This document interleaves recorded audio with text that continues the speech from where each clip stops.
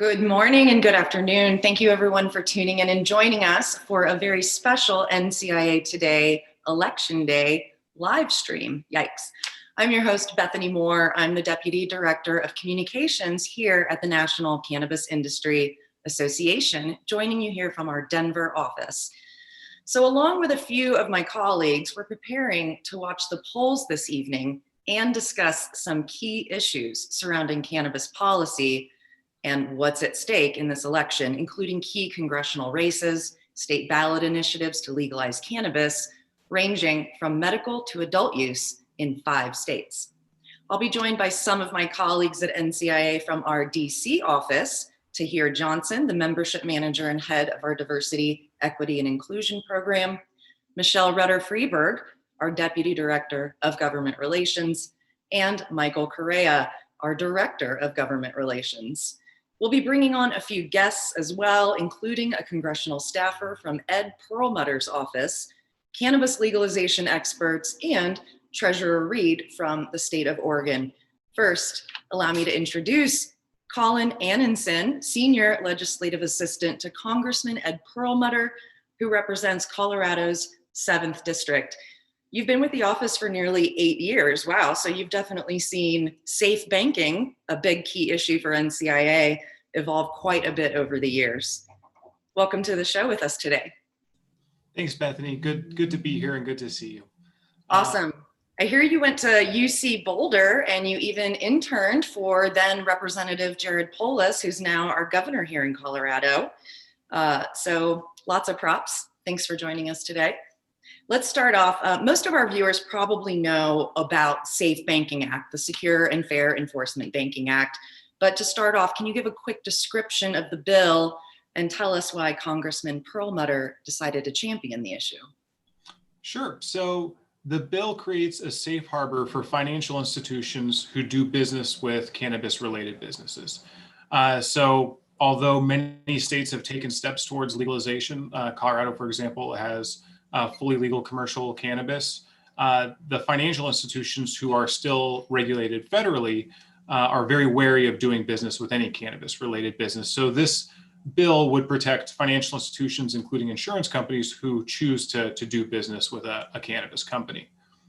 And going back to 2012, when Colorado and Washington were the first states to go fully legal, my boss had, I think, mixed feelings about cannabis at that point, but when he saw the way that Colorado was putting in a regulatory structure and doing a good job of the legalization pathway, we saw this as a public safety risk, where forcing businesses to conduct business in all cash transactions creates a public safety risk. When you're talking about large sums of money, you're putting employees at risk, you're putting customers at risk. So that's the way that we have approached this. And, now Colorado has really been an example for the rest of the nation in a lot of ways. And so we're very proud of our cannabis industry, and we want to do something that promotes public safety and helps out the industry in keeping their customers and employees safe.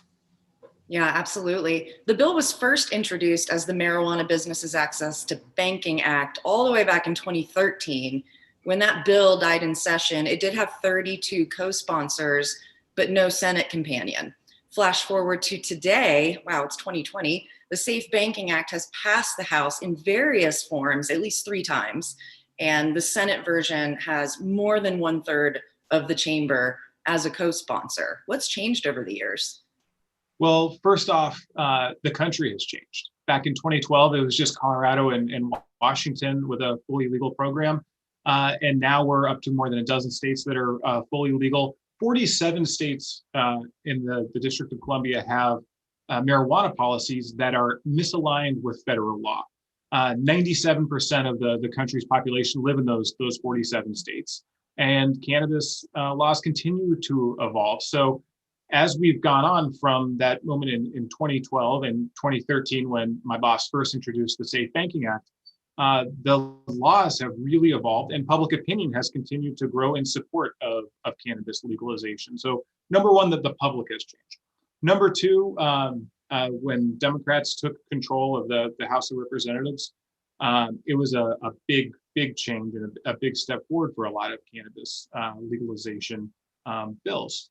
So back when Ed first introduced the bill in 2013, and he tried to bring it up in the Financial Services Committee, we had a problem with what my boss called the chuckle factor. He would get laughed at a little bit in committee. And after a while, and as the businesses grew and as the states continued to change their laws, led by citizen ballot initiative for the most part, the chuckling stopped. People stopped laughing at him. They started listening to him. They still weren't ready to act on it, but people started listening, and we started growing more and more co-sponsors over the time, and more support from like NCIA has done a great job of doing outreach to members of Congress, senators, other business interests, and so our coalition grew, and so that was a big part of it. And I also got to say, having great members supporting this legislation. Ed has worked from day one with Denny Heck from Washington. And then this Congress, we got a couple key Republican co-sponsors to help lead on this too, with Congressman Steve Stivers and Congressman Warren Davidson, both from Ohio. And they've been outstanding allies. So this coalition we've built has really driven the support for it from members of Congress and our Senate leads and Senators Merkley and Gardner in growing the support in the Senate. So it's been a real team effort, led first and foremost by public opinion. Hey, Colin, I had one question. Bethany, I just wanted to jump in. One quick question. Colin, the legislation has gone through many iterations in the past few years, legislative changes, amendments. Can you sort of talk about some of those changes, incorporate stuff you were incorporating in as the bill was working through, things you learned over these past couple of years, just the changes of the legislation? Yeah, so the most apparent thing in comparing the Marijuana Business Access to Banking Act compared to the Safe Banking Act, which passed the House of Representatives most recently, just last month in the updated HEROES Act, is the length. You can look and see that the original bill is maybe like 5 pages or something like that. When you look today, it is much more detailed, much more fleshed out, and it is expanded in a lot of ways. And one of the biggest expansions that we've had to make to really do this right was expanding it to the service providers of cannabis-related businesses. Because as we have found out, cannabis companies are giant economic generators for the communities in which they're active, and they create a lot of business with electricians and plumbers and other different types of service providers that do business with them. And financial institutions are starting to get wary of those partners too. And we've seen people lose bank accounts and businesses get shut out of the financial system that don't grow the plant and don't sell the plant. And so we had to expand the protections for that. We've also been taking a ton of input from industry partners and advocates in the community over the years. And we feel like the current form of the bill has really evolved in a positive and comprehensive way. So I appreciate the question, Mike. It's a great point. The bill has really come a long way from where we started, and we feel good about the text we have now. Awesome, thanks. Speaking of how do you feel about pushing safe banking in this next 117th Congress? Are you ready to do this all over again?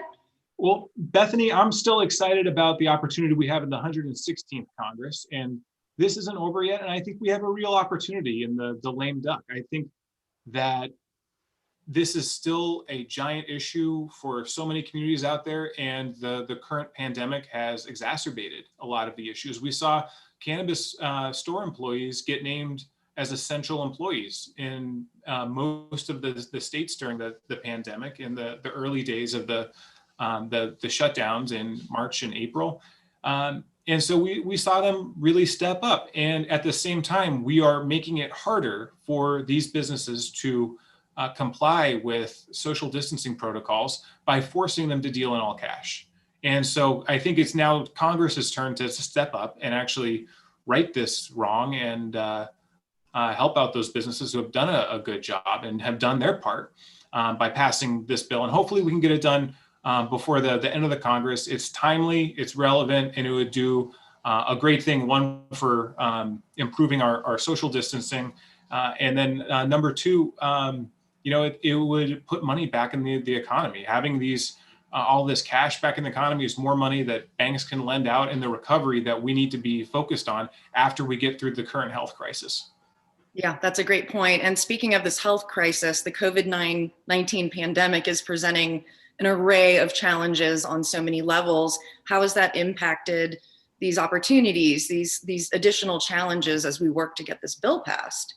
Yeah, well, like so many priorities of this Congress, safe banking really, I think the Senate wanted to probably spend some more time with it. We had some good back and forth with Chairman Crapo on the Senate Banking Committee, but everyone's attention turned, rightfully so, to the pandemic and dealing with the immediate healthcare response. And a lot of priorities had to be put aside for the time being. And so the biggest challenge is bandwidth and getting focused on the issue while we are still trying to negotiate the next phase of COVID relief. And that's been the biggest challenge. That there's many conversations and many people who had been looking at this that have to have their attention elsewhere. But I think going back to how cannabis employees acted as essential employees, it really highlighted the industry as a good community partner. And there's so many businesses out there that have been a shining example of good business practices and safe business practices during the pandemic. I think the industry deserves some credit for that. Yeah, absolutely. We appreciate that, Colin, so much. And I'd love to ask you a quick question. Mike and I have been so lucky to work with you over many, many years on this issue. And we have been lucky to have your boss on and talk to him before, but we have actually never, as an association, talked to a Hill staffer on Zoom on one of these NCIA Todays. And so I would just love to ask you, as a Hill staffer, what is that like? I don't think most people know. Did you see yourself going to work on the Hill? I've been interested in politics for a very, very long time, and I've been working for my boss for a long time. So 8 years, but I started in our district office. So even prior to joining Ed's team, I worked for then Congressman Jared Polis in his district office as an intern, and then worked in our district office for a number of years. So I've only been out in DC for the last 3 years, and I can tell you it's been a great experience. Getting to learn about so many different issues and getting to work with you guys and all of the other different cannabis groups. It's been a very rewarding experience. And I think it's rare, and I feel very privileged to be part of a bill like this, where we get to see it evolve and change as Congress tries to catch up to public opinion and what the states have done. And being a part of that process and negotiating the bill text and going through all of these different changes and finally getting to see it pass on the House floor, not once, not twice, but 3 times. It's been a fascinating and fun experience, and it's been great to be a part of. Awesome. So one last question for you, Colin. Do you have any parting thoughts for NCIA members or people involved in the cannabis industry about how they can make a difference when interacting with elected officials going forward? Yeah, I think one of the most compelling arguments for pushing cannabis reform legislation now is pointing back at the examples that cannabis businesses have, how much they have helped many communities and what good community partners they have become. So I would say being able to show an immediate community impact in terms of economic development and then responsible business practices is incredibly helpful and helps address a lot of the previous concerns that were existent with many members of Congress. And I would say also ensuring diversity and inclusion principles in your workforce and being able to show that as an example, as many businesses are doing some deep kind of reflection on their hiring and promotion practices and diversity practices and ensuring an inclusive workforce. I think the cannabis industry can really kind of focus on that and try to be an example for other industries as Congress has focused on pushing industries to do that as well. And last, I'd say, just keep up and stay politically engaged. Keep talking to your members of Congress. Keep talking to your senators. Keep talking to the staff, and keep this as a conversation point. We've come a long, long way from the Marijuana Business Access to Banking Act back in 2013, but we still got to get this bill over the finish line, and we can absolutely do it with your help. Awesome. Colin, thank you so much for joining us today on our live stream to break all that down for us. We're about to take our first little break here, and then we'll be back to talk with Tahir Johnson, NCIA's membership manager and head of our Diversity, Equity, and Inclusion program, to dive into some state initiatives. So stay tuned. We'll be right back. Thanks, Colin. After more than 8 decades of marijuana prohibition, the vast majority of the American people consider this policy an abject failure. There is a better path forward. Across the United States and around the world, governments are moving to regulate the production and sales of cannabis for adults. As a botanical product that by every measure is far safer than alcohol and many prescription and over-the-counter drugs, replacing the failure of prohibition with sound regulations just makes sense. And states from across the U.S. are proving that to be true, as cannabis regulation leads to improved public safety and the realization of new economic opportunities. The regulated cannabis industry helps suppress violent crime in our communities. A 2014 peer-reviewed article found that marijuana reforms do not cause an increase in violent crime and are actually associated with a reduction in homicide and assault. In fact, the property crime rates dropped in Colorado and Washington after regulating cannabis production and sales in 2014. A study published in Police Quarterly in 2018 found that police effectiveness and clearance rates for violent and property crimes have improved significantly in Washington and Colorado after legalization.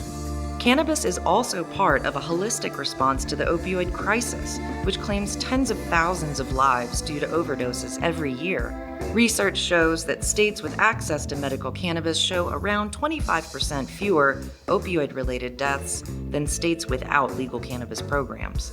The cannabis industry is also proving to be a significant source of jobs, tax revenue, and economic stimulation. While access to banking services and unfair tax burdens are still holding the industry back, it's becoming increasingly clear that legalizing cannabis for adults is beneficial for the economy and our communities. As more and more states are realizing the benefits of regulation, it's no wonder voters across just about every demographic support reform. 94% of Americans back medical cannabis access, and 2 out of 3 voters support legalizing adult use, including a majority of Republicans. The fight is long from over.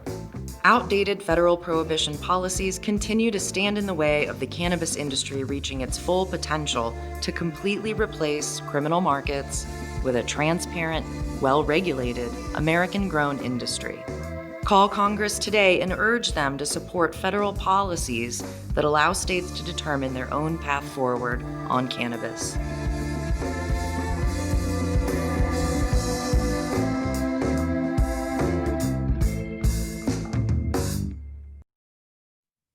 All right, this is Tahir Johnson, NCIA's Membership and Diversity, Equity, and Inclusion Manager, back with our Election Day live coverage. Today, I'm excited to have 2 people on the ground in both Arizona and New Jersey, both states with ballot initiatives right now to join us and talk about Election Day live coverage. I have Axel Owen from NJ Can 2020 and Susan Wang from the Arizona Cannabis Chamber of Commerce and CEO of Best Dispensary. How you guys doing today? Doing fantastic. Thank you for having me. Doing real well. Awesome, awesome. I'm doing well. Thanks for having me as well. Absolutely. Well, it is great to have you both. So to get started, could I each have you, for people watching that may not be familiar with the ballot initiatives, could I have you each explain what the ballot initiatives that are currently being voted on in your state are? Susan, could you go first and talk a little bit about Smart and Safe Arizona? Yes, Tahil, thank you for having me. As you have introduced me, I am a vice chairwoman of Arizona Cannabis Chamber of Commerce, also the CEO and license holder of Best Dispensaries. Today, we actually have Prop 207 on the ballot, and everybody's excited. Many people are projecting for it to go pass through, which will allow adult use program to be here in Arizona. Currently, Arizona does have medical marijuana program through Prop 203, but Prop 207 will allow the adult, anyone the age of 21 and over, will be able to purchase legally and possess and consume about 1 ounce of marijuana, which includes 5 grams of concentrates as well. So Arizona did define variation between flowers and concentrates and edibles. So these provisions are included in Prop 207.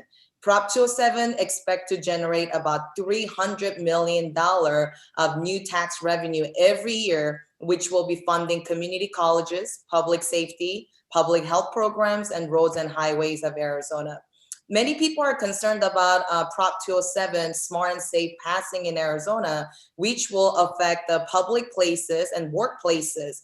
But Prop 207 actually bans smoking marijuana in public places, including restaurants, private properties, and open spaces like sidewalks and parks. So many people who have concerns about legalizing cannabis here in Arizona for adult use, but concerned about public places having the odors or visual of smoking activities, which may potentially be exposed to minorities and minors and other people who may not want that, actually it will be prevented because the provision is in the place.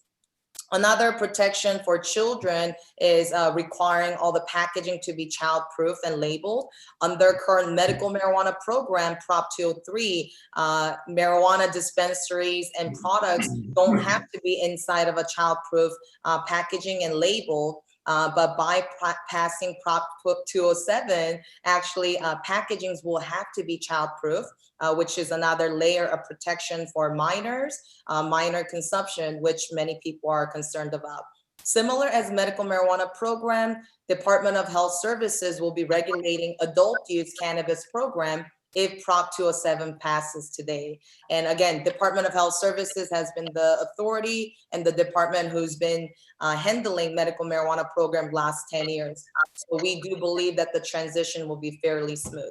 Like we talked about, many employers are concerned about intoxication and work environment, safe work environment for employees who may be using cannabis under Prop 207 if adult use program Smart and Safe passes today. But Prop 207 allows employers and property owners to prohibit use at their workplaces and on their property. So again, workplaces will have their own SOP, policies and procedures, to prevent employees from performing work if they are intoxicated, and it will be up to the employers to decide. So many more details about Prop 207, but that's generalized guidelines, about Prop 207, a summary of it. What's also exciting is that there will be 26 licenses that will be allocated to social inequity areas if Prop 207 passes. Of course, there can be more licenses that can be dedicated to social equity program, but I do believe that 26 is better than 0. And in Arizona, we only have about 150 licenses available. So allocating 26 licenses to social equity, again, it's not the perfect scenario, but it's something, and we're gonna go ahead and start with that. Awesome. Thank you so much, Susan, for that great description of the program. And I gotta, we have Axel here who's running the NJCAN 2020 campaign in my home state where I grew up in Trenton, New Jersey. Axel, could you talk to us about the campaign there in New Jersey? Sure. So we're actually state ballot question 1. We're NJCAN. We're a large amalgamation of different groups that are working together to get cannabis legalized here in the state of New Jersey. So we have ACLU, the NAACP, Latino Action Network, Weed Maps, Acreage Holdings is a part of our group, as well as the American Trade Association of Cannabis and Hemp, to name some of our other sponsors or people as well. We also have Hawthorne, aka Scott's Miracle Grow, is also part of our coalition. We're actually unique in a lot of ways because ballot initiatives aren't actually normal in the state of New Jersey. It's not something that commonly happens here. We actually got here by legislative action, unlike all of the other campaigns that had to go out and gather signatures.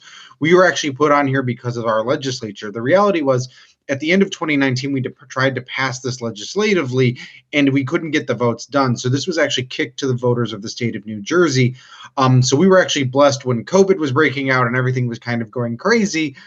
We were already secured on our ballot location. The interesting thing about our law is it's actually amending our state constitution that people are going to be allowed to legally possess, consume, and buy cannabis if they're above the age of 21.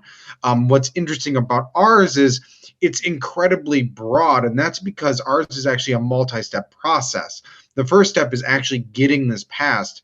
The next step is then it goes back to our legislator for implementation language, and then from there to the Cannabis Regulatory Commission to actually do the actual regulations around it. So for us, we're actually in a multi-step process to get this done. And we're honestly just trying to get the first major step done, which is getting our constitution amended so that it can say that people can possess cannabis above the age of 21. The way our ballot question actually reads is very simplistic. It's, do you support the legalization of a form of marijuana called cannabis for adult use for people above the age of 21?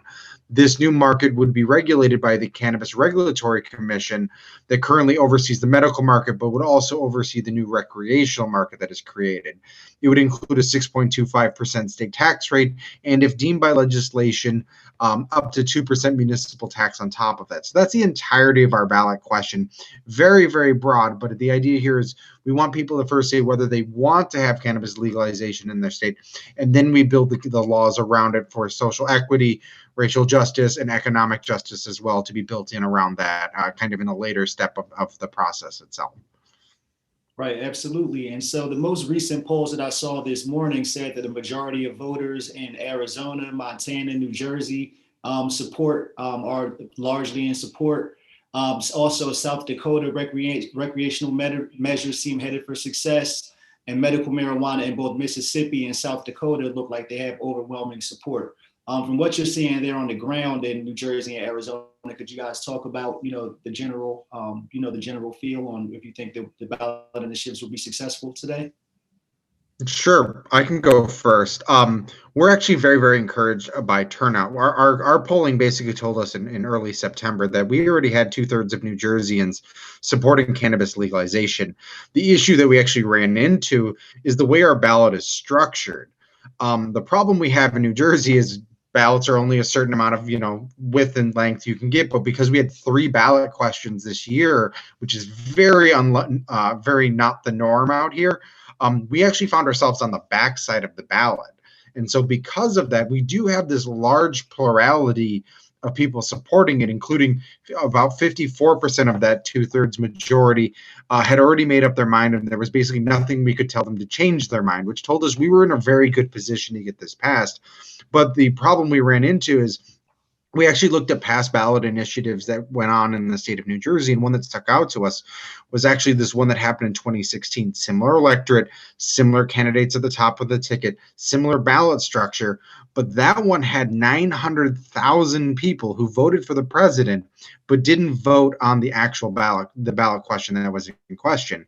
And so for us, our whole campaign has been raising awareness that we're even on the ballot. That's the important thing for us, is getting people to be aware that they have to flip their ballot over to actually vote on this question to ensure that we can actually get the plurality of votes that we are expecting to see here. But we're cautiously optimistic. I mean, as of yesterday, we had about 3.6 million people that had already voted early. And early results from today is we're seeing that continuing growth of our electorate. With that 3.6 as of yesterday, we were already at 60% of our total electorate had voted, and we were at like 94% of our total electorate of 2016. So from our standpoint, we're looking really good. Again, more people vote, and the more people who flip over their ballot, we're going to be in a very good position. But the key here is hopefully we did enough to raise awareness that we were on the ballot in the first place. Awesome, that's great. And how about there in Arizona, Susan? Yes, in Arizona, very similar to what Excel has shared, Arizonans are expecting to pass this legalization of adult use cannabis here in Arizona, which will help our state greatly with the tax revenue and improvement on our health and also education system as well. previous pollings, which several pollings were done, it was fairly close, to be honest with you, a lot of 50-50. And of course, with the votes and polling, there's about 5% of a plus minus margin in that.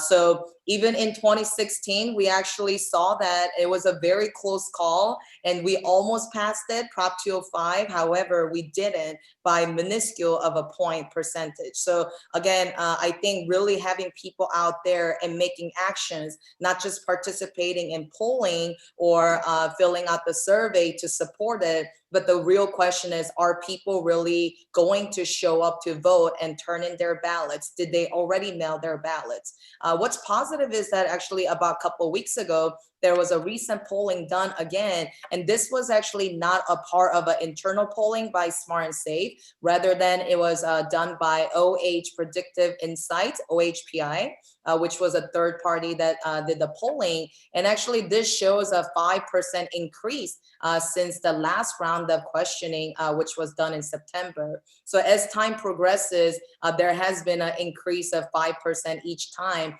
And then the most recent polling, which was done in late October, actually shows 56% support among registered voters and 36% opposed. So we believe that this recent polling is the most accurate, since we're getting these questions and responses from actual registered voters. Again, the question is, are these people really going to go out there today and vote, or have they already turned in their ballots? But we're hopeful and we'll see what happens, but we think that it's going to pass here in Arizona. Well, Susan, thank you so much. And I see you with your I voted sticker, so it's good to see you've already gotten it done today. Thank you so much to you both, Axel and Susan, for having two experts from key states for cannabis legalization on the ballot joining us. So if you're listening and you're in Arizona, Montana, New Jersey, South Dakota, and Mississippi, make sure that you vote yes to cannabis on your ballot today, Election Day. I'll kick it back over to you, Bethany. Working in the cannabis space has been very exciting, and it's, I think, a different level of innovation because the industry itself isn't quite defined. So there's always a new problem to solve or a new way to solve an existing problem, or, really reapplying concepts in a very creative way. There's 25 plus industries inside of this industry with experts from all around.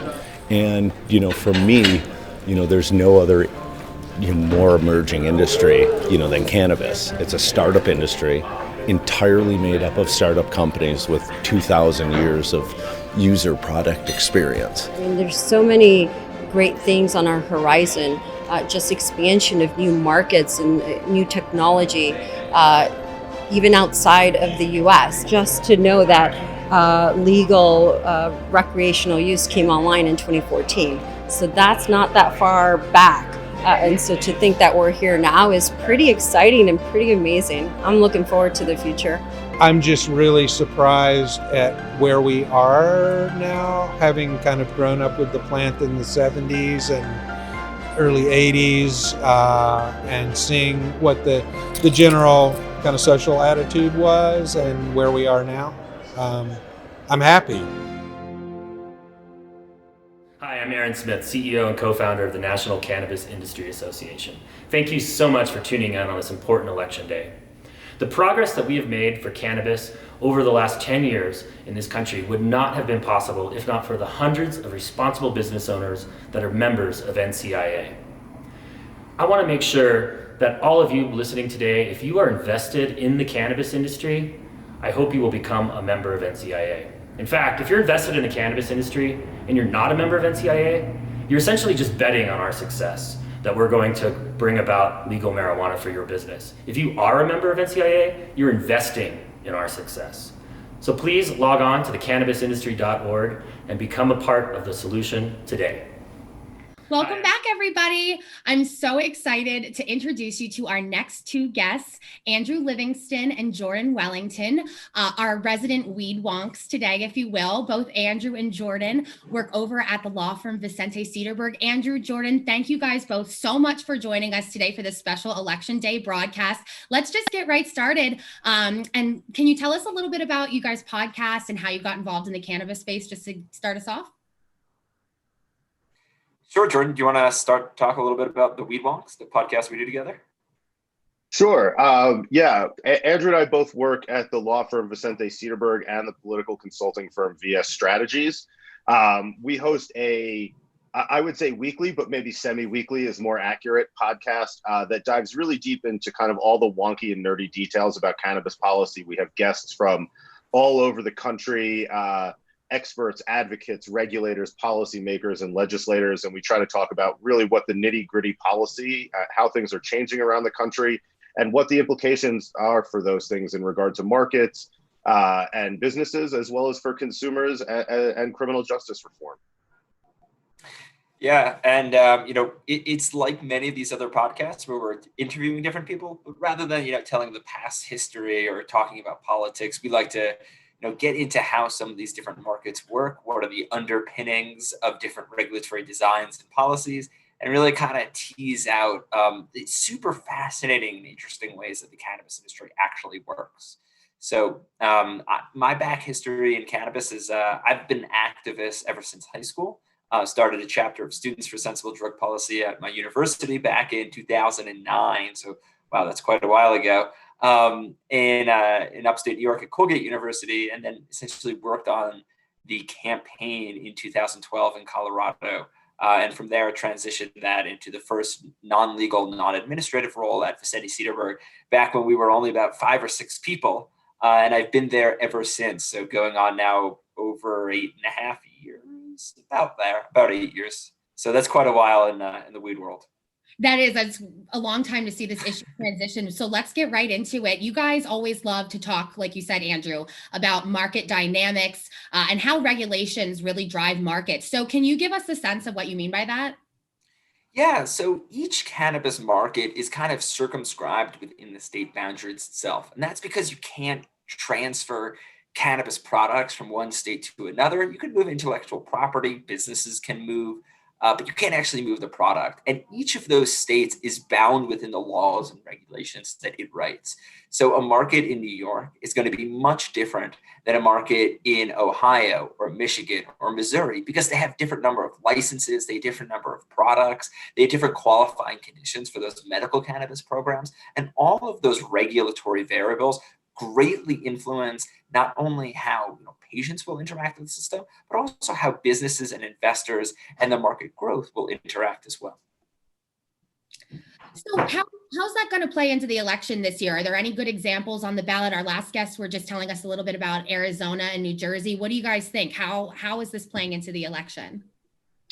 Yeah, I think that it is going to have a big impact on how the cannabis consumers and the industry operates in the markets post-election, assuming victory in a lot of our states.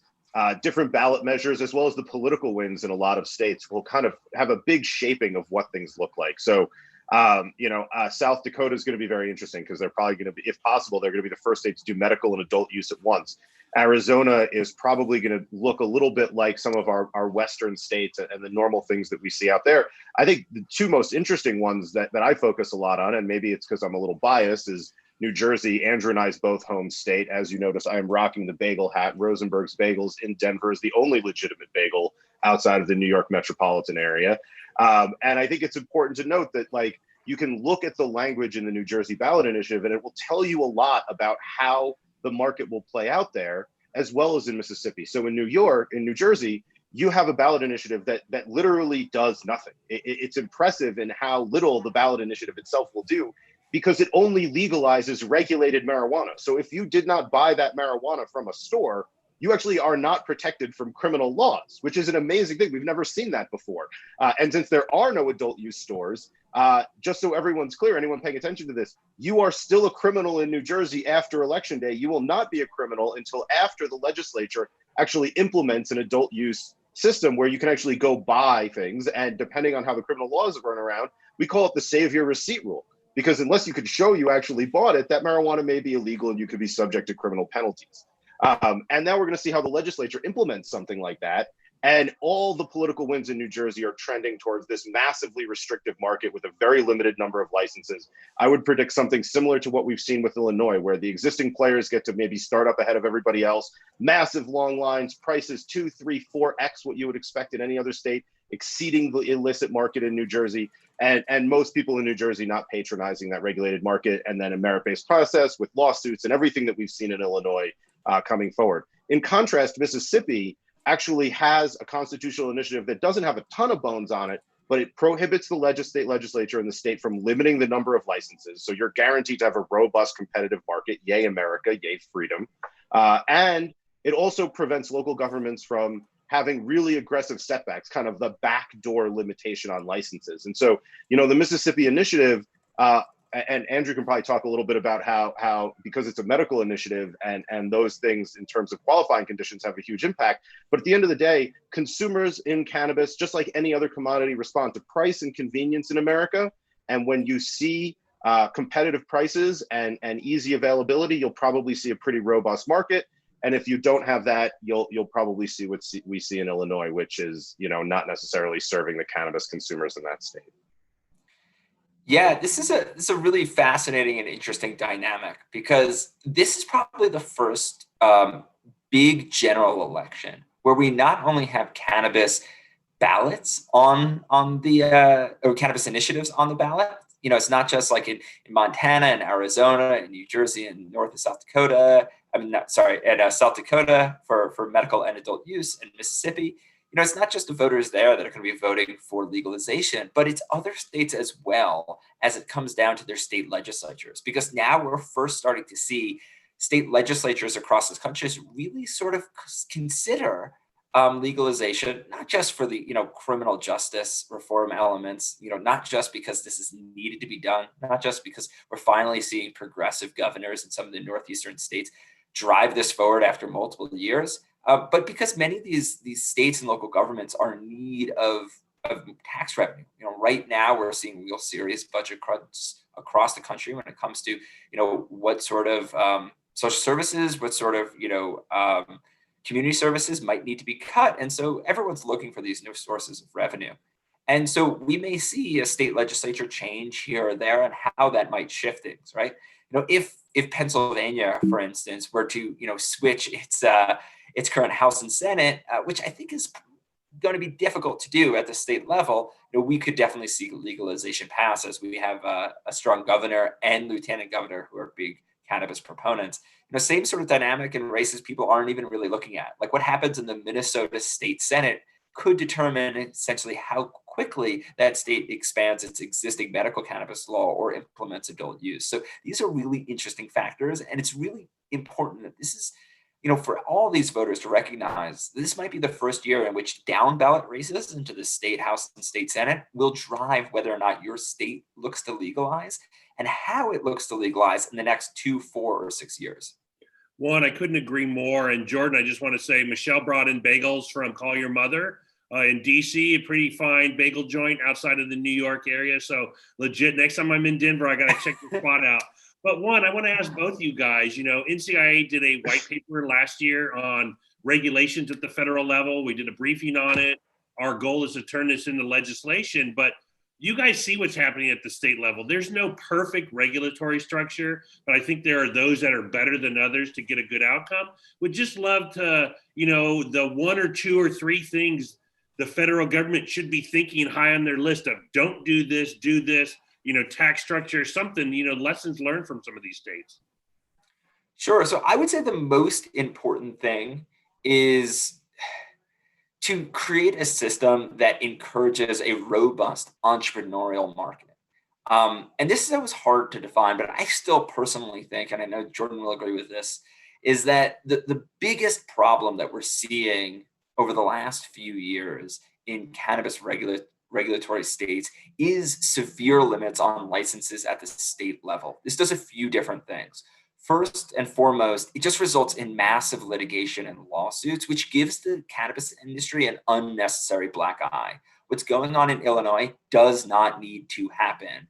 And it's evidence because Michigan, we're not seeing the same statewide lawsuits and delays. You know, what's happening in Missouri with lawsuits does not need to happen. That initiative there set a floor on the number of licenses. They could have issued as many more licenses as they wanted. There's many other situations across these different states. And this is important particularly now when it comes to COVID, because as I mentioned earlier, a lot of local governments are going to be looking to cannabis as a form of essentially bringing in new tax revenue and new economic development as an economic development driver tool. And you can't do that when you can't, entice cannabis businesses, because the state's the one that doles out all the licenses. And I really worry that this is going to happen in New York, Connecticut, New Jersey, Rhode Island, and we're going to see a system in which, governments at the state level are able to dole out licenses in hopefully not arbitrary processes, but some of them we've seen are pretty arbitrary. And with that, the only people that are going to be able to enter the market are those that are well-heeled. Now, those may be some social equity applicants, but as we're also seeing from Illinois, under the curtain may be actually a large amount of white capital behind these social equity businesses, which isn't necessarily a bad thing in the long run, but we want the actual entrepreneurial drive to be driven by the individuals themselves who are looking to start the cannabis business. Yeah, Go ahead, Jordan. I was just going to agree with Andrew that limitations on licenses at the state level are a plague upon our industry, and probably the biggest issue above all. But hopefully also what we could see is a transition away from a lot of the complicated mandatory testing programs and into a more traditional GMP style product safety environment where the federal government kind of has the expertise to regulate those things. So I think there's a lot of like little technical things that the industry will see, hopefully, but from a broad-based perspective and consumers, having open borders and interstate commerce, which will help break down some of the incentives for these limitations on licenses, and basically just going to a more true American form of capitalism as opposed to having essay writing contests decide who's going to run our industry, which doesn't seem to have worked out so well. I don't know why anyone thought an essay writing contest was going to be a great way to decide who gets to participate in our industry, but that seems to be the preferred methodology at this point. And it doesn't work out so well in communism. There's a reason we love America, and so let's just focus on freedom and America, and let's end this ridiculous charade of limiting licenses and just let capitalism do its thing. Well, guys, you heard it here first. Jordan, Andrew, can't say thank you enough for coming on today. I know I always learn a ton from you guys, and today was no exception. Everybody who's listening, make sure you go check out Weed Wonks wherever it is you get your podcasts. And we're going to have one last quick break, and then we'll be back with Mike and a very special guest. So don't move. Thanks, guys. So we're very proud to be NCIA members. We've been members for the last 3 years, and I gotta say, every event, every conference, every get together that's sponsored by NCIA is a good opportunity, not just to meet others in the industry, obviously, but really to talk about the industry as a whole, where it's going, where it's been, our challenges to date. We feel really grateful to NCIA for including us in the educational tracks the last 3 years. We've been at every seed to sale and most of the shows on the West Coast. Every time we're here, I always have a sense that it's not just another one of these industry conferences, that it's actually, that it is the industry's lobbying arm, and that it's an organization that is protecting all of us and fighting for the legal future that we all need. At the end of the day, the most important and impactful thing for us is the community. It's really about the people that NCIA brings together, and the events like this one that NCIA organizes for us to gather. If you're in this industry, NCIA is trying to influence it positively for you. If you're not speaking up, if you're not participating in committees, you're missing out on a huge window. Everyone wants change. Well, this is one of the ways you do it. You don't have to be a member of the NCIA. You could just do nothing and let them do everything for you and fix all the problems that need to be fixed for the industry to work properly, and you could just sit on the sidelines. That would be fine, but it'd be better if you were a member.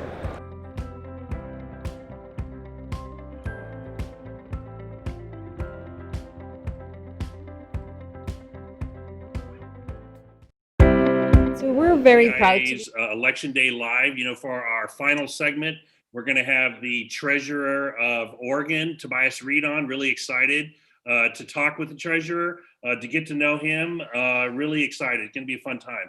So Treasurer Reed has been Treasurer since 2016. Before that, he was a state legislator for a decade. And I would love to ask, before that, your bio says you worked at Nike in footwear development. I would love, that's a little side story. I would love to hear, were you designing Air Jordans or what was going on there?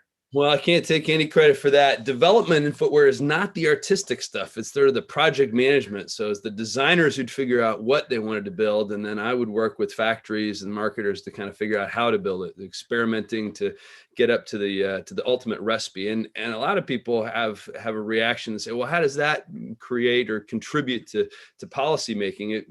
It actually is a direct connection, because when you're trying to build a shoe, you end up having to figure out what are the real priorities, how to deliver something on time that works and is profitable. And that's really good preparation for policy making. So I continue to draw on the lessons I learned at Nike. So did you always want to be a politician, or something happened where you'd like, I have to get involved in state politics? I'd love to hear the story. Yeah, I was lucky enough to be raised by parents who were really clear about the fact that I had some obligations, because I was benefiting from people who came before me, whether it was schools or libraries or soccer leagues or that sort of stuff. They're always really clear about my obligation to figure out some other way. And so I always had an interest in public service of some sort. It was not specific to being a candidate myself, but I worked for others. I worked for office holders. I worked in the U.S. Treasury Department. And actually, when I was in business school, I read a book that made a really interesting point about how important it is to take a risk early on in one's career. Not a crazy risk, but the one that allows you to try to resist the handcuffs that can tighten around people who are not willing to try something. And so when I was confronted with an opportunity in 2006 to run for the legislature, I decided it would only get harder to do later in life. And I ran and won our first race by 86 votes. And here we are 14 years later, hopefully with a re-election tonight. Well, one, it's been an honor to get to know you recently. I think you're great. I think you're great for cannabis. I think you're great for politics. Our little live is talking about elections and cannabis, but I would love to talk about. Sorry, someone's calling my phone, and I'll just turn that off. Always have little issues that come up. One. Oregon is either the only state or the first state that went ballots by mail. Is that correct? I would love to, just from on election day, I would love to know what you guys are doing, and when do you start counting the votes? Like, when would Oregon's votes numbers be in? Like, just a little background on that, just on a personal level. Well, we should not take credit for being the only state. Colorado and Washington are smart enough to follow Oregon in this regard, and we think the rest of the country should too. We've been doing it this way since 1998. And I don't think I can't imagine any scenario in which we would ever go back, because this puts voters in the driver's seat, and they get to decide when and how to vote. So we all receive our ballots in the mail, 3 weeks or so before today, and we can vote wherever, whenever, however, with whomever we want. And people love it. It is less expensive. It is totally secure. And it's convenient. Sometimes we have a lot of ballot measures on the ballot. That's how cannabis was ultimately legalized in Oregon. So people can take their time. They can do a little tonight, a little tomorrow, a little whatever they want. And it's not mail-in election is what it's called, but that's a little bit misleading too. We prefer to call it vote at home, or because you can mail your ballot in, postage paid now, or you can drop it off, as a lot of us have done. I still like that ritual, but it is totally secure and it's convenient, and we're comfortable with this. The elections offices around Oregon do the preparation, so they will be able to deliver a pretty significant portion of our election results pretty quickly after 8 o'clock tonight. Some people are still turning in their ballots, but those will be counted as well. As of yesterday, we had about 75% turnout, and even in quote unquote normal elections, we do really well on turnout. In the last couple of presidential elections, for example, we were above 80% turnout, and I suspect we'll beat that by a fair margin today. So we're really proud of it. And I get frustrated every time I see people around the country say, we should do something about these lines. Like, we have the answer in Oregon, and we're happy to share. In politics, R&D stands for rob and duplicate. So we'll happily share this. I think you guys are definitely onto something, and I think the pandemic is going to speed up the process of how we rethink on how we do elections. But you guys definitely have that track record. So cannabis has been legal in Oregon for about 6 years. I would just love to hear, your evolution on the issue. and sort of what effect that's had on the state, positive, negative issues, you've seen. Yeah, I think this is another place where we're figuring it out, and we've got lots to learn. Things have changed over time, but it does have an effect. And I made sure I got these numbers right. In terms of revenue, since 2016, we've seen about $400 million of revenue based on taxes, 130 million of that in the fiscal year 2020. But it's not, that's one element, of course, and the rest is just the potential of the industry. And I think there's a lot of potential and a lot of positive to look to in the example of the success that Oregon has had with wine, for example. We have a bit of a brand around the Pinot Noir in Oregon, and the same may well be true of cannabis as times continue. But we haven't caught up in letting the cannabis business act and advance like other businesses in Oregon and around the country. And as treasurer, one thing that I've taken a really specific interest in is access to banking and financial services. That's such an important element of being a successful entrepreneur. And as treasurer, I find myself affected by that silliness as well, because we're taking in tax revenue. And in that sense, we're no different than any other cannabis entrepreneur or supplier, because we have to put our tax revenue in the financial system, and there are real challenges there. So I've been trying to lead state treasurers around the country to try to influence Congress to fix that problem. And that's another reason to be excited about the potential results today across the country. I think it was John Chung, the treasurer of California, who said he was the world's largest money launderer. I think that's what he said, because, you have something that's illegal at the federal level, but so many states have deemed it legal, but then there's so many obstacles to do it. Banking's one big issue. You're a cannabis business and you're trying to pay taxes, but you can't pay taxes online or electronically. You have to pay it in cash. Then you get double penalized for something like that, bringing in these wads of cash that are unsafe. But what's Oregon doing? What are you doing as far as mitigating that, or making it easier for people to file taxes and do stuff electronically in the state? There's not a lot we can do in terms of how to get around that federal prohibition. So there are a couple of credit unions in Oregon that have decided they're comfortable with the risk they're taking, and great credit to them. Salal and MAPS are the two in Oregon that I know of. But we're trying to make sure that the federal government recognizes the importance of this. And for however strongly people feel about the legalization question, this is not that question. And that's what allowed us, I think, in the legislature, my last session in the legislature, to pass a state level piece of legislation that allowed credit unions and banks to provide banking services. To say, look, you can feel however you want on the underlying question, but this is a public safety question. This is an operations question, and that's what caused, I think, some of the biggest opponents of legalization to be comfortable voting for that piece of legislation. So it's a separate question, and we're doing what we can, but ultimately, this is not going to be solved until the federal government gets there. And I had a really interesting conversation with our U.S. attorney a number of years ago about this when I asked him, please correct me if I'm wrong, Mr. Williams, but isn't it in your interest as law enforcement for cannabis businesses to have access to banking services? And he said yes, because it makes his job easier to track those who are not following the law. And so there's really just no credible argument against making sure that the cannabis businesses have access to banking services. And I'm hopeful that after tonight, we'll be restoring someone to the White House who can help with that, and that the U.S. Senate will change hands so that they can join the U.S. House in passing the appropriate legislation to make that happen. Yeah, I don't think there are any more good legal arguments of prohibition.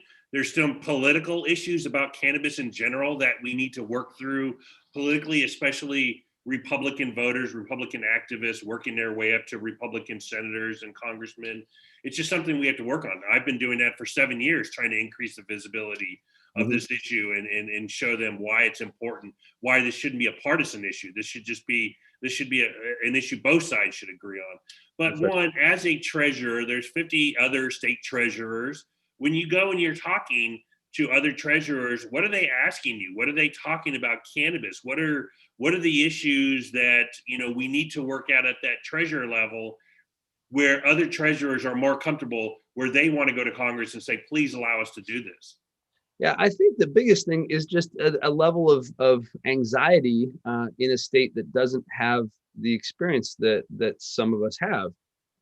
You know better than I that there's 3 or 4 states now that are not affected by the banking question at some level, and so that has been, excuse me, a really productive part of the conversation to say, look, you may not be dealing with a full adult use, but you have hemp, you have research, you have medicinal, you have something that allows you to have standing to have this question. And for me, I'm lucky enough to be in a state where there's not that much for me to do in terms of convincing our own congressional delegation. Even our lone Republican member of Congress recognizes the importance of this issue. So I can go around and help other treasurers who may have typically Republican members of Congress who are not as comfortable.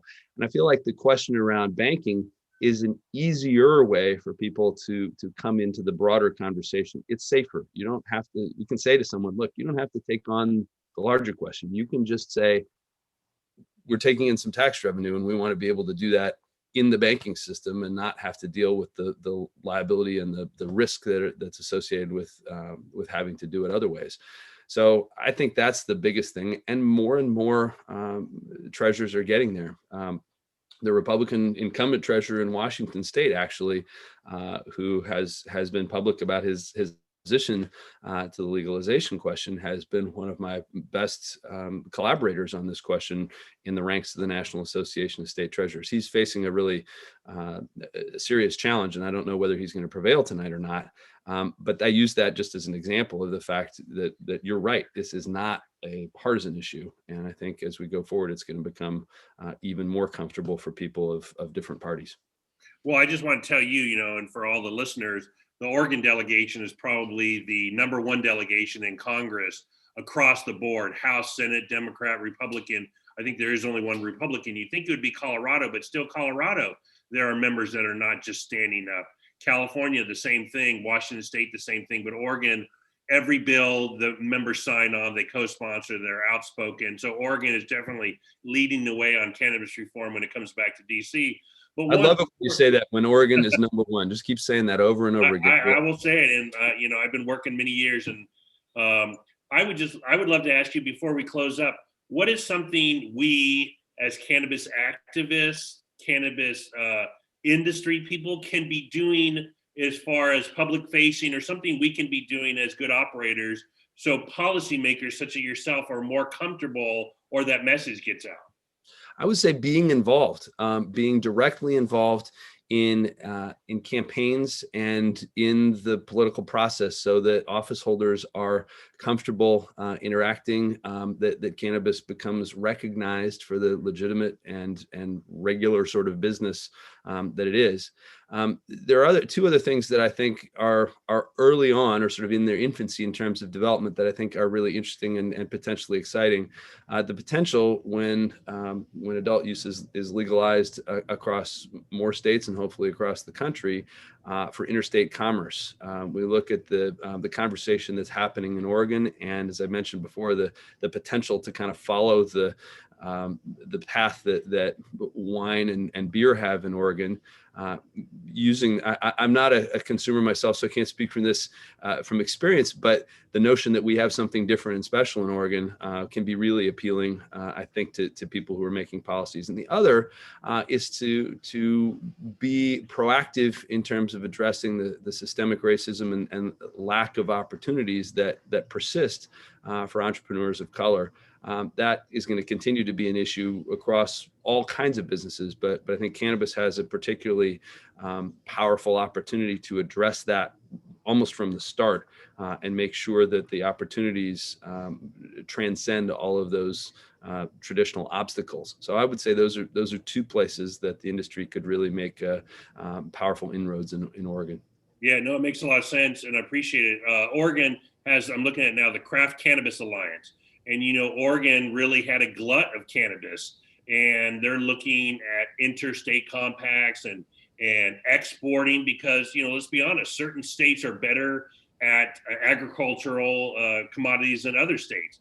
And Oregon is going to be one of the leaders. And I'm looking forward to the day where cannabis is sort of equal and federalized across where Oregon can export like wine and actually have that craft, that niche little industry.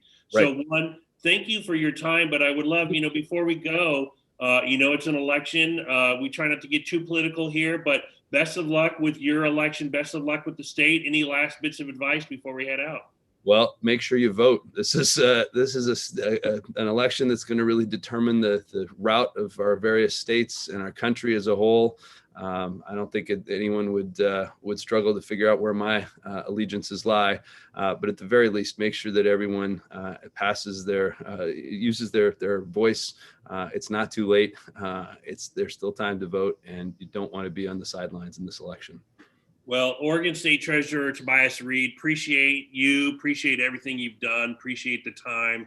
And thanks everyone for our Election Day Live. And one last word is going to be coming from our CEO, Aaron Smith.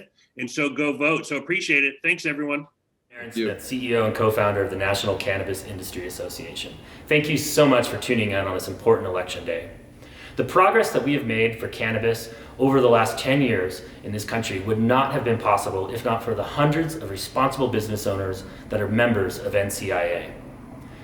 I want to make sure that all of you listening today, if you are invested in the cannabis industry, I hope you will become a member of NCIA. In fact, if you're invested in the cannabis industry and you're not a member of NCIA, you're essentially just betting on our success, that we're going to bring about legal marijuana for your business. If you are a member of NCIA, you're investing in our success. So please log on to thecannabisindustry.org and become a part of the solution today.